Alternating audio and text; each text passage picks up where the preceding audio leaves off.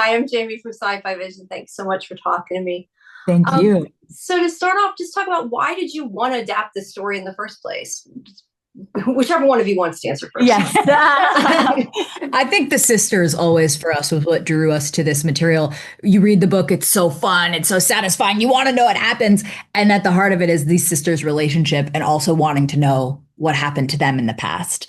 And I think both Regina and I really connected with the idea that when you get back together with your siblings and you compare notes, you learn a whole lot more than what you thought you knew about your past and where you came from and your parents and why you are the way that you are. And that to us was just such an exciting and intriguing journey to embark on with these characters and together. It's always so interesting too in your family where someone will unload a secret that they've been holding for 40 years and like, wait, what?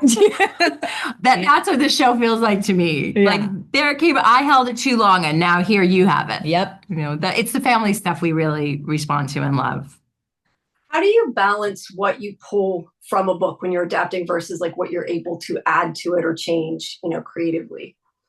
There are certain tentpole scenes, right? There are certain load-bearing parts of a story. The murder, the trial, and Al Affair it's so wonderful when you get to adapt material that has such a strong foundation to build from. And then you get to know your characters, you start to find new things about them, and the story, long form storytelling, television, it has different demands, and how things are revealed.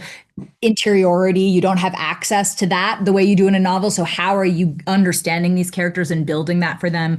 New relationships. We obviously have ghosts on our show, and so you start to discover new things about it as its own living, breathing animal as you move it over to a new medium, and you have to be open to that process. Oh, that's fair. Anything to add, Regina?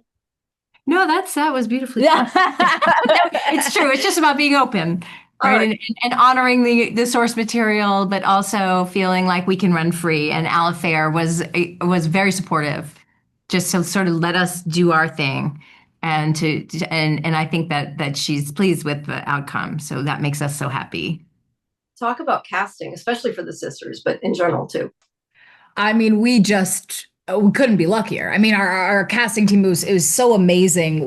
The caliber, the level of craft at play. And I think Jessica and Elizabeth, it's like you look at them, you're like, of course they're sisters. I mean, it seems like a fait accompli. Like it's, but I think that the two of them fell into the role so naturally, and it made so much sense. And I think we jokingly, when we first saw pictures of them together, we were like, "Oh, we're brilliant." I mean, I can't. This is unbelievable. But I think it's that alchemy that comes together when a project is happening, and it just sometimes it hits, and it's totally right, and we got lucky in that way. And the supporting roles too, not just our great Paul Sparks and Gabrielle Sloyer and all this. The smaller roles that our New York casting partners are just great. Yeah, helping us sort of fill that tapestry in, making sure that every single brushstroke was attended to. Absolutely. Yeah, they're terrific. And they love the faces. They're like, oh, look at this guy's face. You've got to see this actor. Like they're so into it and enthusiastic. They help to build it. Kim Dickens, Corey Stoll, Lorraine Besson, Michael Hart. Some of these folks are people we've worked with before, and so you kind of get the family back together a little bit. But it was so wonderful, and just we couldn't be happier. Sounds like it came together really easily, but was there anything that you did struggle with at all? That's very funny. It came together. Yeah. Well, I mean, so we were like talking about it so positively. We started working on this the first week of March 2020, and nothing else really happened at that time. Oh, no. And so it's been a few years, which even in the timeline of our industry actually isn't that long, but there were. Tomorrow Studios, the producers, they were so committed to the project and so believed in it, even when it was taking time to kind of get it up the hill and find our home at Amazon and make sure that it was where it was supposed to be.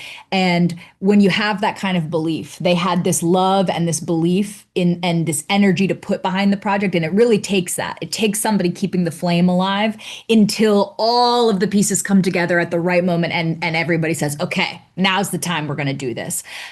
So, you got to keep the hope and the belief alive, because there are times where you think this is never going to fucking happen, and then here we are and it does. And you just feel so lucky. It's very easy to fall into that too. Let me take my ball and go home. Nobody loves us.